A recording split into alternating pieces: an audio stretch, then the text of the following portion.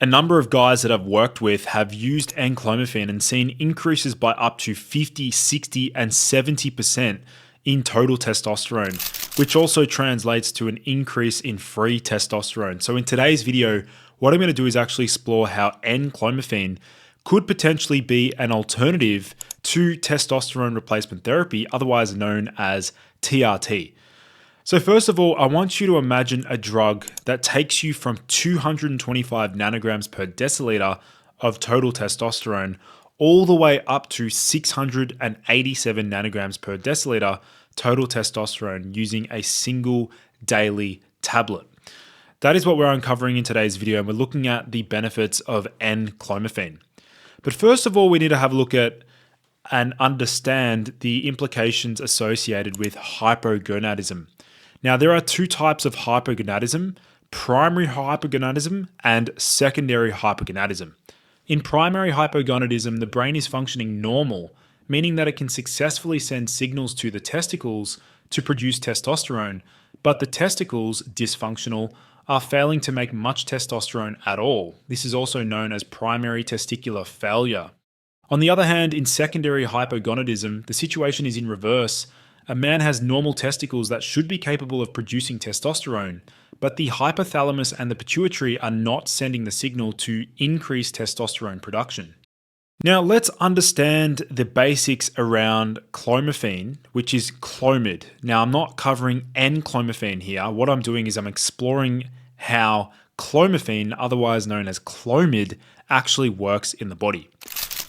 Clomiphene is partly estrogenic and partly anti-estrogenic, since each of its two stereoisomers has a diametrically opposed effect on the estrogen receptor. Of Clomiphene's two isomers, Enclomiphene is the estrogen antagonist, whereas Clomiphene is the estrogen agonist.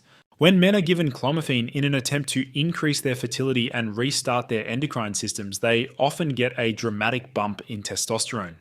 However, the issue with Clomiphene is that the Clomiphene isomer has a far longer half-life, and continued use of the drug can result in estrogenic results in men, as the circulating Clomiphene far outlasts the Enclomiphene.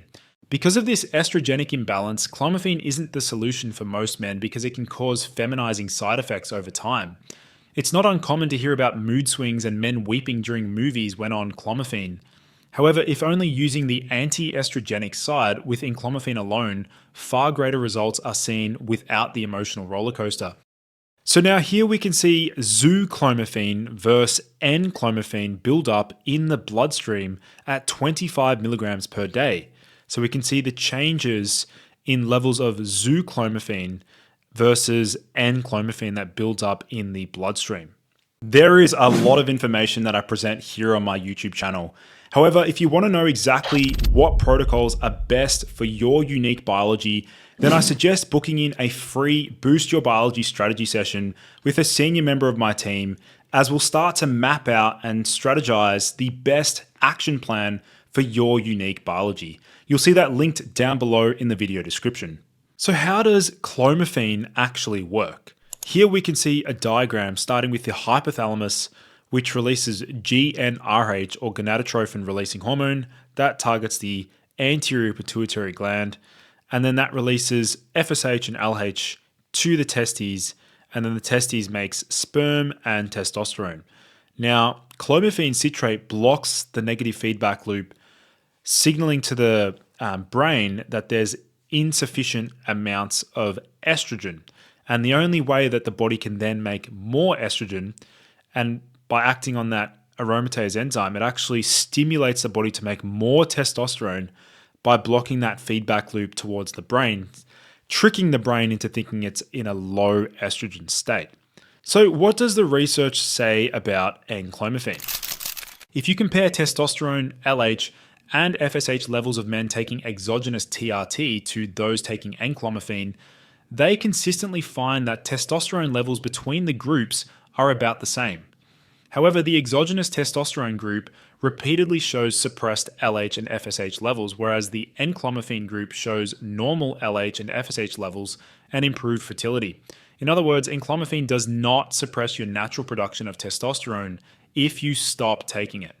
Now, this next study here was titled Oral Enclomiphene Citrate Stimulates the Endogenous Production of Testosterone and Sperm Counts in Men with Low Testosterone, Comparison with Testosterone Gel. This study looked at 12 men who had previously been treated with exogenous testosterone and randomized them to receive either testosterone or enclomiphene. After 6 months, both groups were no longer hypogonadal, with testosterone levels between 500 and 600 ngdl on average. Once again, enclomiphene raised LH, FSH, and sperm count, whereas testosterone did not have this effect. Evidently, enclomiphene is a very promising drug for men with secondary hypogonadism. Basically, most of the upside of TRT, with none of the typical drawbacks. No injection required either. Currently, exogenous testosterone treatment is the primary treatment to help correct low testosterone counts in men. Several studies have indicated that enclomiphene is a viable option to increase testosterone levels to the normal range without negatively impacting sperm counts. Enclomiphene may be a suitable alternative treatment for men who cannot use testosterone replacement therapy. Although treatments are generally well tolerated and safe for use, it is essential to speak with your doctor to determine if this treatment is right for you. Now, here's a remarkable case study of an individual who used enclomiphene. So he says, at 35, I remembered getting a panel and my testosterone was somewhere around 625 to 650 nanograms per deciliter. He went to Merrick Health and did a complete panel on June of this year. Testosterone was 316.4. Now, what he said was, although I could go on TRT, my patient care coordinator or doctor decided to have me try 12.5 milligrams of enclomiphene every day and check back in 60 to 70 days. Within the first week of treatment, he said his energy levels were back to what he remembered being just a few years prior. Sleeping improved and he no longer needed naps. His energy improved so much that he has eliminated coffee altogether and he still feels great every day. Fast forward down, we can see his current blood work at the 70-day mark at 12.5 milligrams of enclomiphene every day. His testosterone levels reached 1,435. That's 1,435 nanograms per deciliter. And his free testosterone went up to 56.83 from 13.35. His IGF-1 increased by a small amount, and his estradiol also came up and increased to 41.5 from 9.9. Now, don't freak out. Obviously, that estrogen increase is actually a healthy increase. That is not a bad thing. It's actually a good thing to see that estrogen rise concomitantly alongside testosterone. If we deliberately, let's say, blocked that aromatase enzyme alongside enclomiphene, we'd probably see some side effects such as joint pain, low mood, low libido, things like that. So just remember that estrogen is also important in men. So in terms of side effects, enclomiphene does appear to lower the body's production of insulin-like growth factor 1. Researchers speculate that this is due to enclomiphene having anti-estrogenic activity in liver tissue, but the exact mechanism by which enclomiphene lowers IGF-1 and the ultimate implications of this effect remain unclear. Mild side effects such as headache and nausea were observed in less than 4% of patients.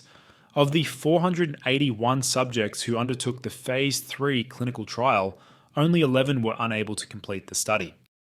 And as far as dosages are concerned, between 6.25 milligrams to 25 milligrams per day is oftentimes prescribed by practitioners. Now, just as a reminder, if you do want to actually check out enclomiphene, that will be linked down below in the video description to a company called Blokes. You'll see that linked down below if you want to actually gain access to enclomiphene through a doctor. So that pretty much wraps up today's video on enclomiphene. If you have used enclomiphene, please drop a comment down below. This is a seriously powerful drug to increase testosterone levels. And as always, this is not medical advice. Please consult your healthcare professional before making any changes to your lifestyle or routine. All right, guys, I'll see you in the next video.